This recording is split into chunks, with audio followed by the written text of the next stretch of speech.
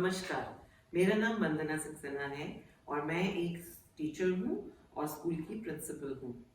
इस वीडियो में मैं आपसे बात करने वाली हूँ कुछ ऐसे तरीकों के बारे में जिससे हम बच्चों को एक बेहतर जिंदगी दे सकें।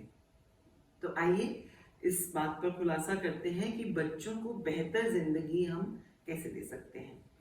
ये तो आप सब मेरे साथ मान कर ही चलेंगे कि पेरेंटिंग का मकसद तो यही है कि हम अपने बच्चों को एक बेहतर जिंदगी कैसे दे सकें। और उसके लिए हर घर में कुछ नियम बनते हैं, कुछ नियम फॉलो किए जाते हैं, कुछ तोड़े जाते हैं, कुछ पुराने रास्ते लिए जाते हैं और कुछ नए रास्तों की डिस्कवरी होती है। तो पहला पॉइंट जिसके ऊपर मैं डिस्कशन करना चाहूंगी, क्या following traditions is that the only way forward to leading the children towards a better life? क्या हम पुरानी बातों को ही दोहराकर एक बेटर लाइफ की तरफ जा सकते हैं? तो ये मान लीजिए कि ट्रेडिशंस को फॉलो करना हम क्यों चाहते हैं? एक कल्चर को आगे ले जाने के लिए, फैमिली के संस्कार को आगे बढ़ाने के लिए। सोचिए ध्यान से, कहीं एक कंट्रोल पॉइंट तो नहीं है। अगर आपका बच्चा किसी ट्रेडिशन का उल्लंघन कर रहा है तो क्या आपको ऐसा महसूस होता है एज अ पेरेंट कि हमारा तो इस बच्चे पे कंट्रोल ही नहीं रहा, वहीं रुक जाइए। Don't make following of traditions a centre of control for children. ऐसा नहीं करना है, ये बहुत फ्रस्ट्रेटिंग होता है और मान लीजिए कि इससे जिंदगी तो बेहतर नहीं होगी बच्चे की। तो ट्रेडिशन को फॉलो करने का जरूरी है। ट्रेडिशन को फॉलो करना गलत बात नहीं है, सही है, लेकिन उसके ऊपर अड़ना नहीं है और फ्लेक्सिबिलिटी देनी है बच्चे को अपनी चॉइस को भी एग्जर्ट करने के लिए। छोटी सी बात मैं देती हूँ, जैसे कि शादी में आप जाइए तो एक ब्राइट कलर्स और ब्राइट कलर्स एक माइंडसेट है, लेकिन आज देखेंगे आजकल कुछ बच्चियां हमारी, जरूरी नहीं है कि वो ब्राइट कलर पहनना पसंद करें या एक वो ब्राइड लुक में वो आना चाहें, एक मंगलसूत्र या चूड़ा पहनकर बच्चे आगे आए। ऐसा नहीं है। मैं ये नहीं कह रही कि मुझे नहीं अच्छा लगता, मुझे अच्छी लगती हैं ब्राइड्स ब्राइट कलर में, मंगलसूत्र पहने हुए, चूड़ा पहने हुए, लेकिन आजकल की कुछ बच्चियां ऐसा नहीं करना चाहती और एक वो नए रूप और निखार में ब्राइड के रूप में सामने निकल कर आती हैं।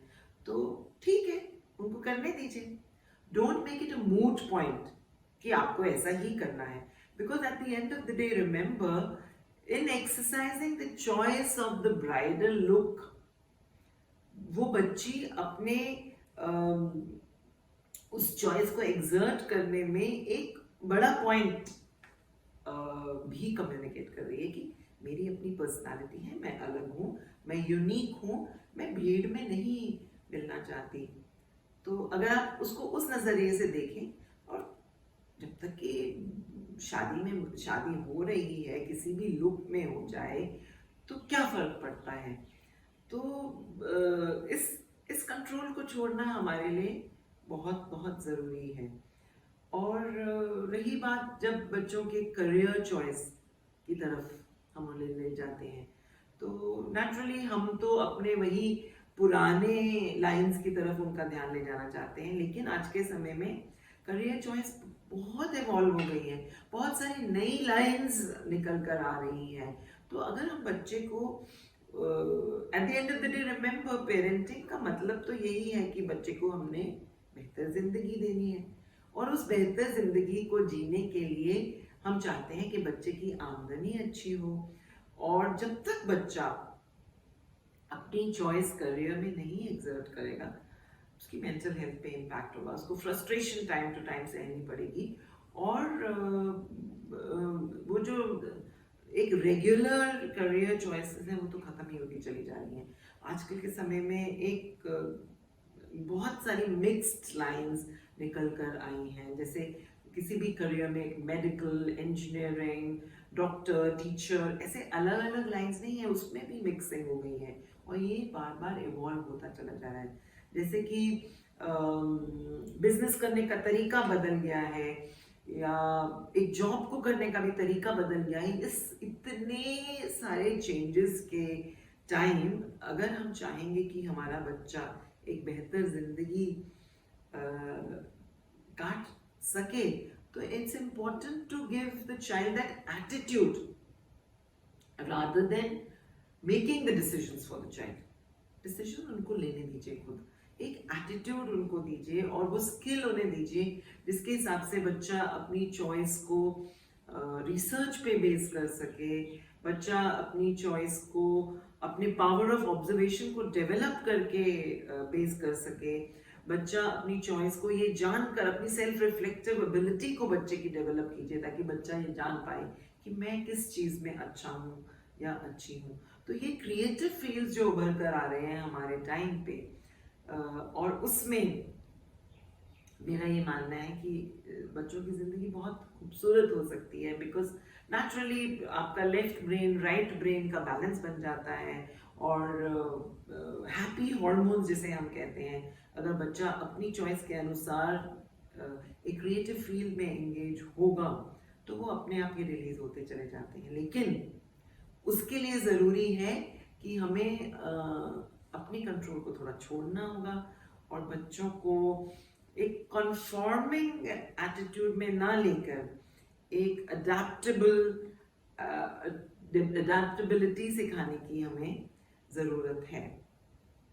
और तीसरी चीज़, बच्चों को हमें तैयार करना है इस चीज़ के लिए कि change is the only thing that is constant. एक बहुत क्लिशेड सेंटेंस में बोल रही हूँ पर यही आज की सच्चाई है। तो उसके लिए बच्चों को हमें रेजिलिएंट बनाना बहुत ज़रूरी है, जो कि शायद पेरेंटिंग स्टाइल में कभी कभी ये ब्लैंक आउट हो जाता है। If we give it too easily into a child's needs, तो वो रेजिलियंस बच्चा नहीं सीखेगा।